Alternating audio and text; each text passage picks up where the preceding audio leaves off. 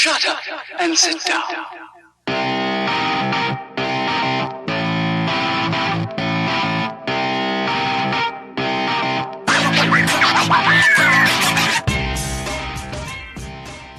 Hey everybody, it's the Takeover Tuesday podcast. I'm David Allen. We are again without Carlos because he is busy, very busy right now with a huge launch. But we have copywriter extraordinaire, world traveler, and general all-around badass, Trevor, the Toecracker Crook. Trevor, how are you? I'm good, thanks, David. Thanks for having me on your show. I'm really looking forward to it. Yeah, this is great. I've known about you for a long time, sort of through some of your products and seminars and so forth. And just recently, I was reminded because we both belong to the same one of the Facebook groups we belong to. I said, "Oh, there he is! I totally forgot about that guy." I'd forgotten about myself too for a lot of years. I've had people say, "Hey, you sort of fly under the radar." I say it's because it's by choice, you know. Well, some guy recently's going, "I just Googled you. I didn't know you were famous." I said, "Shit, nor do I." So, yeah, but I think it's good. It's always good to connect with people. Yeah, I think you're like the searching for sugar man of copywriters. Maybe you're famous and people don't really know it. Yeah, that's actually not a bad thing. So let's jump right in. You somehow got involved in all this marketing and copywriting mayhem. Maybe start with what sort of triggered this new career for you. Yeah, certainly. I mean, I quit school before I was 15 in Australia and drifted off into a banking career for around 20 years. And at the tender young age of 36, I decided that I'd had enough and it was time to start again. So I sort of fell into copywriting almost by accident. I was a little bit confused, didn't want to get out of the banking slash, brokerage side of the banking game. And I invested in the rights on one of the Australasian rights at the time to all of Dan Kennedy's products at a not so cheap investment of 25 grand. Woo! Yeah, and after my first divorce, being about 130K in the red. Notice how he said first divorce, people. Yeah, first divorce. I didn't have much left except my Amex card, so I plonked that down and thought, bloody hell, I better do something quick in 30 days to pay the bill. And anyway, I managed to do that, and it sort of just started from there, and that was 2001, and reality, for the most part, I haven't looked back, I've managed to fuel the lifestyle that I like, which is travel, and the last 4 years gotten into photography. So, I get to combine both of those, still generate my income, through the freelance copywriting, and just enjoy life. Yeah, it sounds like you're living it up. Doing okay. So you made back all that money in that first 30 days of the $25,000 investment. Yes. Woo! So you were off to the races, as they say. Well, I was off to the races. I was very stressed in that month, though, because it was going to take about 10 days to get the initial box of goodies. All of Dan's courses and his marketing stuff. It was cassette tapes back then too. None of this, none of what we have today. And I was like, how the heck do I, recoup this investment and like pay the bill when it's due?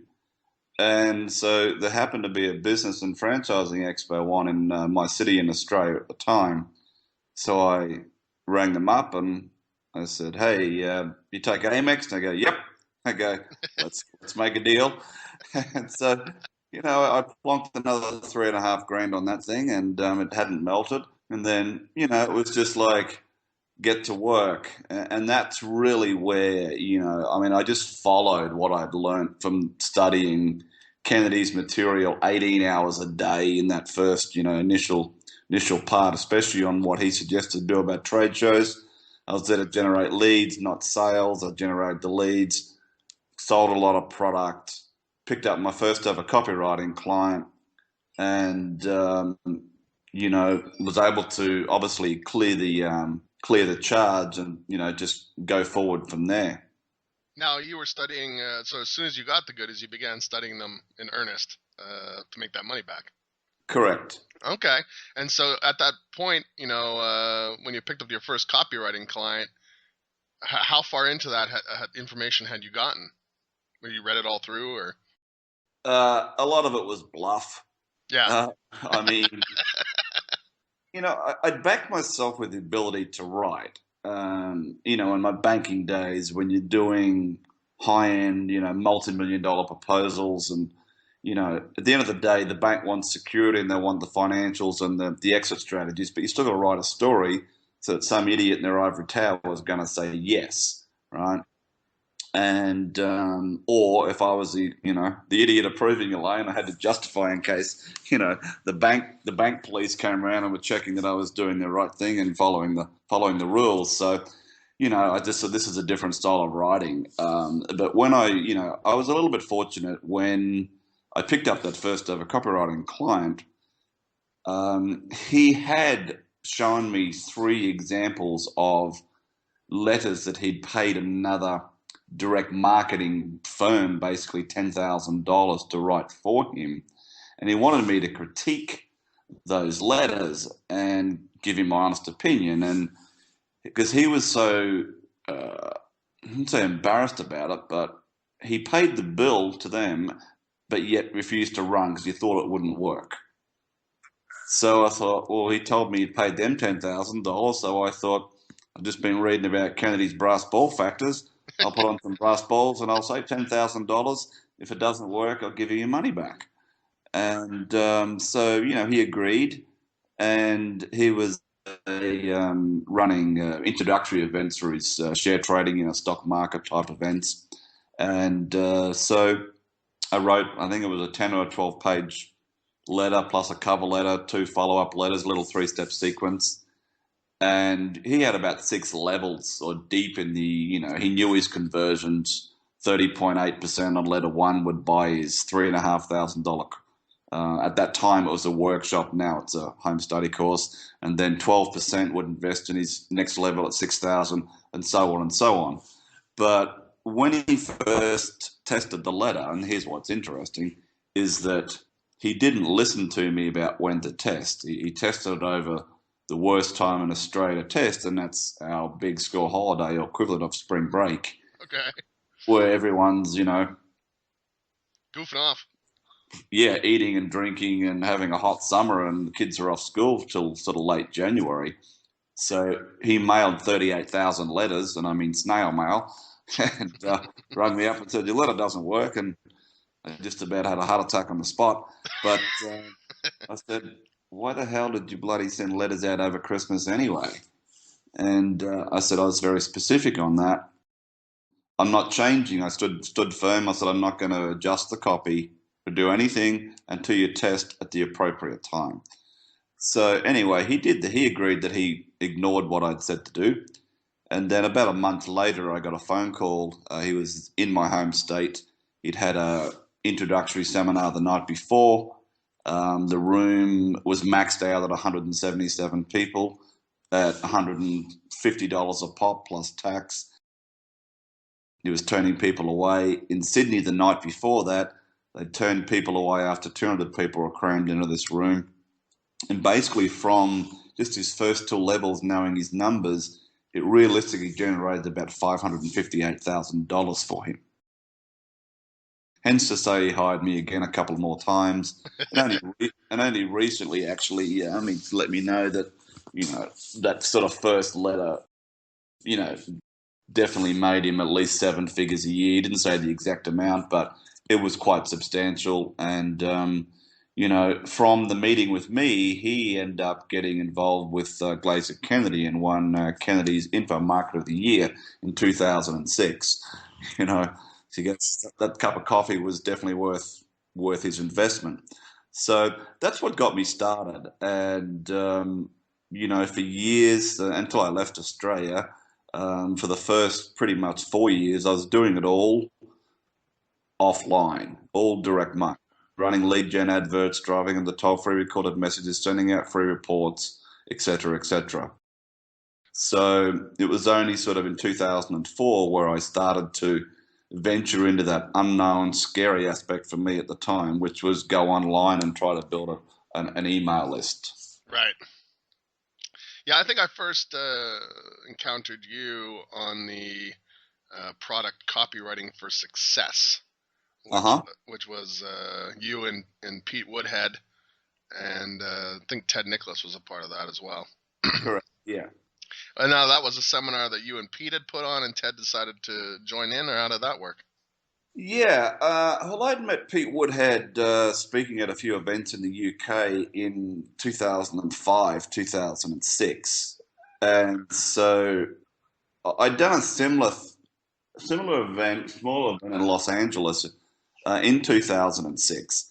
And so it was like, okay, you're in the UK, you've got obviously you've got a database here. It's going to be easier to put bums on seats.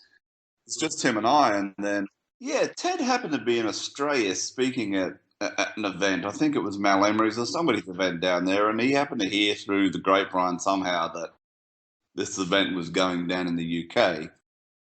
It wasn't your typical. It wasn't a copywriting boot camp. It wasn't a seminar. It was a come in with your product that you've either got, product in mind, service in mind, and I'll go through my entire process from start to finish of how I create sales copy. We're going to do it in chunks, and then you can't use your computer / laptop. It's all got to be handwritten. We'll just do each piece, and on the last day, you can write the sales letter out by hand, like piece it all together. And then Ted and myself predominantly would critique it then and there. And then when you leave the event, obviously type it out, email it to me, and I'll give it a final critique. And so, Ted offered to be the sort of keynote speaker. And, so in the end, of course, I said yes. And, he paid his own way over there. He had a 4-hour slot. So predominantly 3.5 days. I spoke for about 3 of that. But on the sort of the last day, it was like, I said, Ted, do you mind doing these couple of sessions? Because I actually want to hear what you've got to say. I want to sit, listen, take notes. And, it was a good event for the people there. And obviously it was great to connect with Ted. And, we, became lifelong friends since that time. Awesome. Yeah, I've definitely gained a lot of knowledge from Ted myself through his books and through that course, which I got, I believe, directly from Ted himself. Possibly, yeah. But at the end of the day, it was just like, okay, let's just all do this together. We've all got the rights to the product, and sort of went from there. That's awesome. Yeah, it's. I remember as soon as I saw your name, I remembered you from that program. So it obviously had an effect, and I remember it being very straightforward and very nicely compartmentalized into all the different components. Thank you. Yeah, I mean, for me, it was, what I found when I was starting off was that, anything that I'd ever studied, there seemed to be one or two ingredients left out of the recipe. So I just said, I'm not leaving anything out. There's enough here for people to be able to do this course, or invest in the course, and then use the critiques and the support from me, etc. To fine tune them to be able to make a decent go of this. And I made mistakes. They cost me. I learned from them, and then my idea is to share it, not leave stuff out. So that's the way I propose to do it. Ted enjoyed it. Some of the private conversation he had with me afterwards about it was he just said, "Look, no one's ever put on a copywriting event like this," and he meant it. He said it'll be evergreen. So it was just a great connection, and he's obviously a great guy with a lot of runs on the board. So it was nice to be associated with him, but more so to learn from him. Right. So you went from about 2004 into 2005, 2006 when you did the seminar. What sort of launched your international travel desires, if you will? Well, it really started back in 2004 when I decided that, well, I needed to sort of get online, do some sort of online presence. And so I went to what was the first ever World Internet Summit in Australia back in 2004 in the February. And I mean, I didn't even know that I'd never heard of Google pay-per-click, front page, all this stuff was like foreign to me. It's like, what the hell am I doing here? Right. I was like a deer caught in the headlights, and 280 odd people in the room and some well-known names, Armin Marin, etc., etc. And I was like, I might know jack shit right now, but I'm going to be speaking on that stage in 12 months' time. I set myself the goal, and of course, they picked the speakers at about 8 months after the event or 4 months before the next event. And I managed to speak at the next event in Australia in 2005. And, based on just telling the story, what I was able to do the previous year from being a complete newbie to, how I'd progressed. And what was interesting to me was when I first went online, it was about 2.5, 3 months after that event. I had a little website built and it was just an online opt-in for an online e-zine. I wasn't doing any selling initially, but to my, when you first start out, I was checking all my opt-ins, and my 36th opt-in was a guy called Gary Halbert, as we all know, which is like, I almost thought at first it was some sort of joke. So I was like, how the bloody hell does he even heard of this Aussie guy, who really hasn't done that much? And I since sort of found out he heard through me through somebody else, but so okay, he's on the list, and then it was, I don't know, maybe a couple of months later, because my language is quite colourful. It's just me. I say what I think, and that's the way it is. Entire marketing angle around it. Anyway, I get this, checking my emails, and here's the subject line from No Sex Gary at AOL, and it was, "There's nothing worse than a loudmouth, egotistical copywriter." And so I click on the mail, and here's a bit of verbal spray, backhanded compliment style from Gary, and we just sort of connected from there. And he did invite me to spend some time with him in 2005, actually, after I was doing an event. But from really from there, from going to that World Internet Summit, and I knew, obviously I knew the promoters, and I started to get asked to speak at small events because the copywriting that I was doing for my clients was, getting results for them.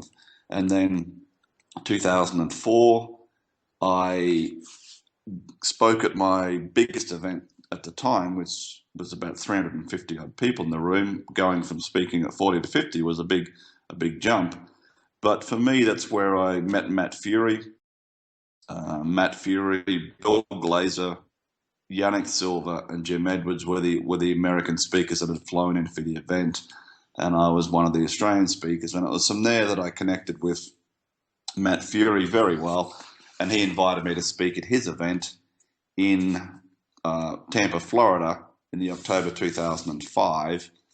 And then in 2006, sorry, not 2006, 2005, early that year, I'd been across to a Stephen Pearce event, and the invitations just started to come to speak at events. So from about that time, mid sort of 2005, in 11 months, I'd done 10 trips to the US to speak at events and 3 to London.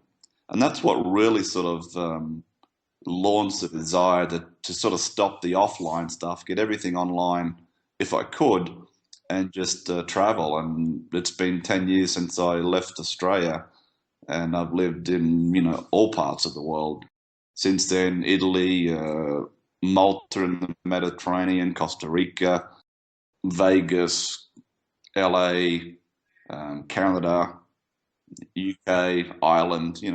That's places I've lived, let alone traveled. Yeah, absolutely. What's your favorite? It's a tough one. I think ultimately I will retire in Italy. Right. Yeah, I love it there. I mean, the last 6 years, the Mediterranean's been the main home base. And then the last 3 years, I've split my year between there and Costa Rica. And then it's a contrast from turquoise blue crystal clear waters to crocodiles on the beach and iguanas and snakes and stunning sunsets each night in Costa Rica. But I like the contrast. Right. That's excellent.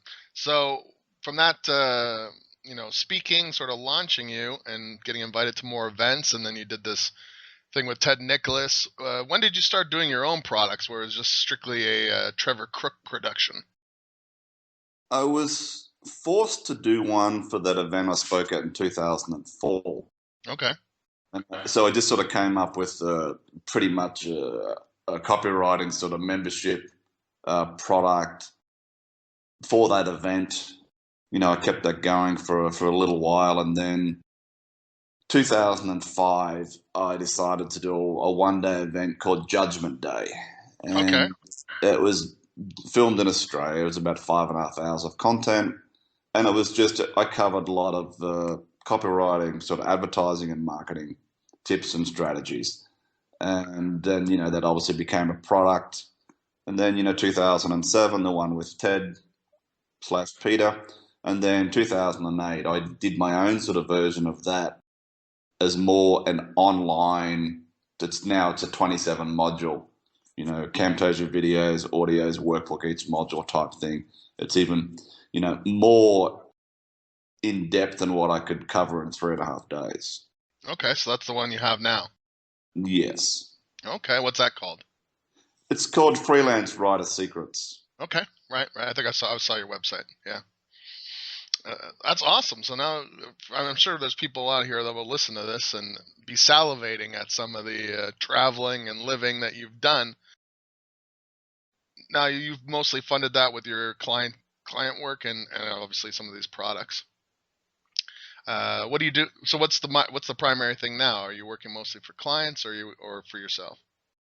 No, predominantly these days it's myself through mentoring. I do take on copywriting clients, but these days it's really got to be something that I'm interested in writing about. If not, I will take the project on and I'll pass it off to one of my proteges, but I'll tell the client, I'll give them an option of my fee, or I get one of my writers to do it where I oversee it, fine tune it, and send it back still under my sort of writing guarantee, etc., etc. The last project I took on was for Agora's International Living, which went live 2 or 3 weeks ago.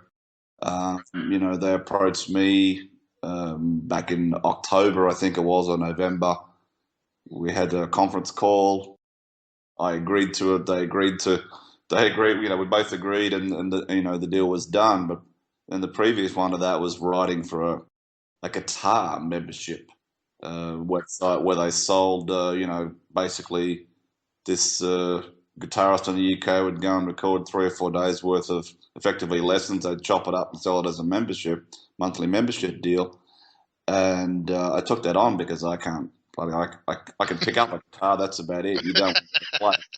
Right. So you were learning to play yourself.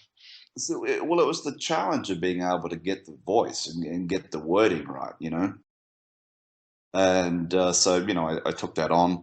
But predominantly it's mentoring, it's not about just all teaching, but being able to take writers who are at a certain level who have the skills, or the skills need a bit of sharpening, and then teaching them how to position themselves to go and get the bigger fees and obviously, write better copy, So I enjoy that more than writing for clients. For me, and it's been that way for a while, writing for clients, it's that expectation of, whereas I prefer to help other writers achieve, I want the people that I train to go out and do better than I could. And, or just, I like tweaking client work, making a couple of changes here or there and watching the sales just go through the roof. I get more of a buzz out of that, because me, if I can look at something and what I think is spotting the obvious and they tweak it and their sales jump, 40, 50 grand a week, which has happened on many occasions, they're excited, and I'm a happy boy. Awesome. So That sounds great. So you're more of a teaching role now. more teaching, as I said, I still write. You've got to stay sharp, but it's just, let's be bloody honest. If I got to sit there and write copy, it interrupts my lifestyle. Yeah. You can't be taking pictures and sitting on the beach when you're writing. Exactly. So it's like mentoring over writing a big project. It was like, yeah, one or two of those a year is good. That's awesome. So for people, like, we have primarily, I would say, two audiences who listen to this show. We have sort of new copywriters, and we have new just business people who either have started a business already or in sort of the early stages of getting their business going, and looking for different sort of marketing things. But for the copywriters out there, what sort of advice would you have for them if they're looking to get that first client? What sort of steps should they be taking? Because it seems like copywriters are terrible at selling themselves, but good at selling the actual stuff, you know? Yes, absolutely spot on. I mean, what I find is that when people are starting off writing copy, if let's say they've got someone's course and they've really gone through the copywriting course, right? And they've had a crack and the copywriting's okay. Yes, they struggle to get clients. Of late, I've come across a few new writers who, have done the copywriting course from whoever and then put up a profile on Upworks as an example. Right? Now I just say, look, that's okay to start, but it's not going to make you a six-figure income, and sooner or later you've got to cut that umbilical cord, right? So for people at start, I mean, if you're a new copywriter and you've really done some decent work and put your ego aside and really looked at some copy you've written and given yourself a hard critique, put the effort in, then there's various ways. Like if you're in any part of the world where there's still free community newspapers, as an example, in your town or city, right? Even though a majority of the writers these days all want to do stuff online, there are plenty of bricks and mortar or business type owners still running adverts in newspapers wanting to generate leads, right? Leads to more sales. They're a perfect prospect to be able to call them up, develop your own little script to get them interested where you might be able to write for them, right? And even initially, right, when you're starting out, I suggest the copywriters try and do a few small jobs for free, right, in return for an outcome testimonial. Right. So if it works, you get this glowing review. Yeah, because, without testimonials / customer reviews, client reviews saying, hey, I hired so-and-so, my sales increased 300%, in the first week or the first month, right? It's hard to then get additional work. Or, some of the reviews, for example, I've seen on Upworks, it's all generic stuff. There's nothing really specific. So, that's what I think, that's one angle. And just, be prepared to do stuff, even if you're going to charge. I've seen too many copywriters think they go, well, Toecracker is going to charge this amount, so I can charge, a percentage of that. And that's just total BS.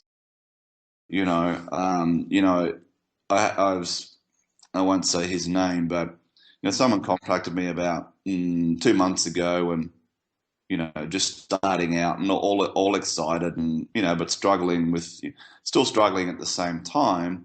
And so, I had a bit of a chat to him and gave him a few things that I had that, just a couple of freebies to help him out. And then I kept seeing, his comments all over Facebook and et cetera, et cetera. And all of a sudden he didn't deliver on a client. And it just sort of, backfired and the bubble was burst. So if you're starting out, just, control yourself, try and do the best you can. Look at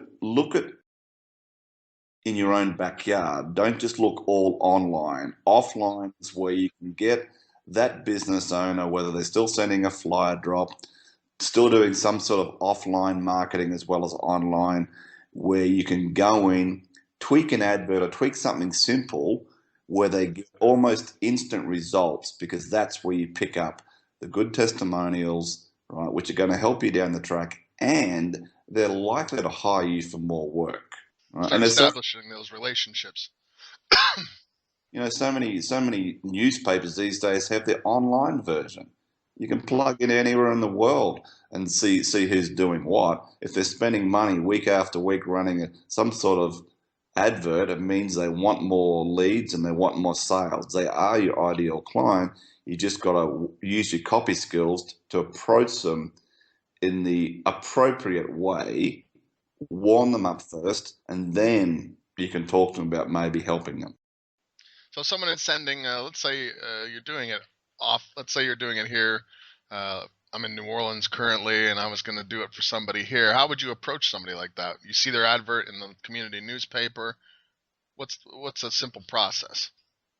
Well, if you see their advert, you need to first, before you even call them, you need to know what the advertising rates are for that particular publication. Right. So you know what they're playing with, kind of thing. You know what you're playing with, and also when you speak to them, they go, well, this person obviously knows what they're talking about. They know my ad cost me, let's say it's $500 for an example, right? So like when I used to do this in Australia, when I first started, I was doing offline, of course, running lead generation adverts, as I said earlier, doing the toll-free stuff, but I would also make these calls myself, right? And I developed a script. What I was doing now is, because I had resale rights products, I wasn't selling them on copywriting. I was selling them on, can I send you the free report? Okay. But I would say, hey, hey, David, I'm looking at your ad on page 3 in the, New Orleans Times. You're running a 5x3. In other words, I knew you could instantly recognize the sizes. I'm guessing you're paying the 50% loading being on page 3. That ad's probably costing you $500. And you're going, yeah, actually it does. And then I would just lead into, what if I could show you how to at least double your response without increasing advertising costs? Would that be of interest to you? And most people are going to go, how do you do it without increasing your advertising costs? And that would just engage the conversation. And then, I'd tell them about the report, and I'd say, look, if you don't like it, toss it out. Simple as that. And before we'd sort of get off the call, I would ask them if they've got a notepad and a pen handy, and most of the time they did. And I would get them to draw two squares, decent size, so that they could write down 2 lead generation headlines or 2 lead generation adverts. And so I'd say, okay, draw the two squares, mark one A, mark one B above it, and then write this advert in each one. And the advert wasn't one of mine, it was one of Dan Kennedy's, but it was a great marketing lesson. I would say, in each square/box, write this headline, put music in your life, call, your number now type thing, response mechanism. So when they've done that, I said, right, you've got them exactly the same. And they'd go, yes. And I'd say, looking at both advert A and advert B, can you see anywhere possible where you can add just one single letter, not a word, a single letter to advert B? And no one ever got it. All right. And, they all want to try and add a word. I'm going, no, just a letter. And I'd say, add the letter S to puts. So change put to puts. All right. And the light bulb would go off, because the first advert, which was actually targeting people for guitar lessons, says, put music in your life, call David now, right? The second advert, when it was tested, was puts music in your life, call David now. Implied benefit, it's done for you. All I have to do is make the phone call. Right. Whereas headline A was like, I've got to get off my butt if I want to learn to play guitar. That's a bit hard. It's work. Yeah. Right. And then I'd say, can you guess how much better response Advert B when they tested it got? And of course, they'd throw all sorts of figures at me, but it was about a 300% increase in response just from doing that. Nice. And be like, wow, yep, send me the report. And in my own case, I would get 7 out of 10 people saying yes to the report based on the script that I developed, and then close them from there. The report would close them. And then from that, a lot of them would come back and say, that information's great, but, can you write the copy for me? Sure, here's the fee. Right. Brilliant. But but people starting out can do that, and you can adjust it yourself. If you don't have a free report, you can come up with some sort of free report, the 7 most common marketing mistakes and how to avoid them, that type of stuff. Just, provide enough content and then offer to speak to the business owner, from there, about maybe helping them write some better copy. Because the biggest thing that I stress, and what you want to stress if you're listening to this, is anybody that's running, whether it's a pay-per-click, Facebook ad, newspaper ad, magazine ad, whatever, you're buying space. The S is a dollar sign, whether you pull 0, 1, or 100 or 1,000, responses. So, postcards, no different. I tweaked a postcard for some travel club clients, 2009 now. I simply gave it a headline on the front of the postcard. And as you know, postcards in the back, there's not much room for writing. Just adjusted the verbiage on the back because there's a travel club. So on the front of this postcard had a picture of a Carnival cruise ship. Put a headline on the front, got descriptive on the back so people could see themselves, laying on a sun deck, sipping pina coladas, watching the sunset over the Caribbean, etc., etc. And it put in a call to action: take away, sell, limited number, expiration date. They went from $20,000 in sales a week to $76,400 the next, and hovered around a $55,000 increase for some time. Just from that little tweak, so it's possible. And of course, your clients are happy, you get good testimonials out of it. And, the thing is, even if you're starting out and you go, well, maybe I'm not, the self-doubt kicks in. Just remember this: more than what most business owners know in terms of marketing, because all they ever hear about or think about is branding and image and logos. And we all know that doesn't work unless you've got McDonald's or Nike's or BMW's marketing budget. Right. That's very good information.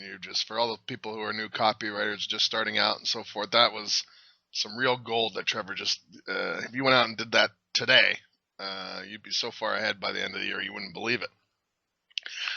So Trevor, you mentor people and enjoy that far more than taking on clients and having to deal with that aspect of it, as we are all aware. So how do people get in touch with you, and how do they find out about your mentoring program and so forth? Yeah, certainly. Well, people, if they can't add me on Facebook because that's secure. But if you want to, it's not quite finished yet, but it's live. They can get through me on Toecracker.com. But if you're interested in at least getting some copywriting and marketing tips, if they go to freelancewritersecrets.com, and you can opt in there. And it's an ugly opt-in. It's designed to be an ugly opt-in. Another secret. Well, yeah, it's just something that I've tested. It's just like, yep, I was once where you were, and if you want the same, opt in. The mentoring is something that, I don't advertise it as such. It's more high end than I don't take on apprentices. But at the same time, people, when they do invest in my writing course, get 6 months worth of Skype and email support from me, plus a little bit of mentoring, plus a sales letter critique. Because I don't want people just to invest in a writing course and do nothing with it. I actually want you to bloody succeed and be sending me a postcard from somewhere else in the world and say, hey, have you been here yet? And that's it for part 1 of our interview with the Toecracker, Trevor Crook. Come back next week when we delve further into his playboy lifestyle, traveling the world, writing copy.